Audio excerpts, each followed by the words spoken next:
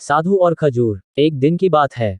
एक साधु गांव के बाहर वन में स्थित अपनी कुटिया की ओर जा रहा था। रास्ते में बाजार पड़ा। बाजार से गुजरते हुए साधु की दृष्टि एक दुकान में रखी ढेर सारी टोकरियों पर पड़ी। उसमें खजूर रखे हुए थे। खजूर देखकर साधु का मन ललचा गया। उसके मन में खजूर खाने की इच्छा जाग उठी, किंतु उस समय उसके पास पैसे नहीं थे। उसने अपनी इच्छा पर नियंत्रण रखा और कुटिया चला आया।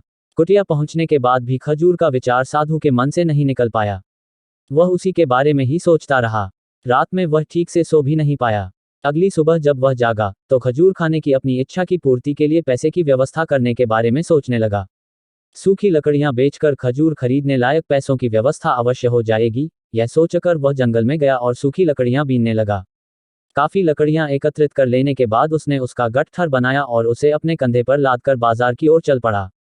लड़कियों का गठथर भारी था, जिसे उठाकर बाजार तक की दूरी तय करना आसान नहीं था, किंतु साधु चलता गया। थोड़ी देर में उसके कंधे में दर्द होने लगा, इसलिए विश्राम करने वह एक स्थान पर रुक गया। थोड़ी देर विश्राम कर वह पुनः लकड़ियां उठाकर चलने लगा। इसी तरह रुक रुक कर किसी तरह वह लकड़ियों के गठथर के साथ बाजार पहुंचा। बाजार में उसने सारी लकड़ियां बेच दी। अब उसके पास इतने पैसे इकट्ठे हो गए जिससे वह खजूर खरीद सके। वह बहुत प्रसन्न हुआ और खजूर की दुकान में पहुंचा। सारे पैसों से उसने खजूर खरीद लिए और वापस अपनी कुटिया की ओर चल पड़ा। कुटिया की ओर जाते जाते उसके मन में विचार आया कि आज मुझे खजूर खाने की इच्छा हुई, हो सकता है कल किसी और वस्तु की इच्छा हो जाए। कभी नए वस्त्रों की इच्छा जाग जाएगी, तो कभी अच्छे घर की, कभी स्त्री और बच्चों की, तो कभी धन की। मैं तो साधु व्यक्ति हूँ, इस तरह से तो मैं इच्छाओं का दास बन जाऊंगा। यह विचार आते ही साधु ने खजूर खाने का विचार त्याग दिया। उस समय उसके पास से एक गरीब व्यक्ति गुजर रहा था। साधु ने उसे बुलाया और सारे खजूर उसे दे दिए। इस तरह उसने स्वयं को इच्छाओं का दास बनने से बचा लिया।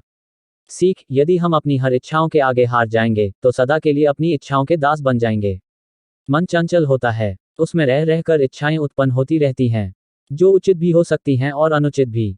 ऐसे में इच्छाओं पर नियंत्रण रखना आवश्यक है। सोच विचार कर इच्छाओं के आंकलन के उपरांत ही उनकी पूर्ति के लिए कदम बढ़ाना चाहिए, तभी जीवन में सफलता प्राप्त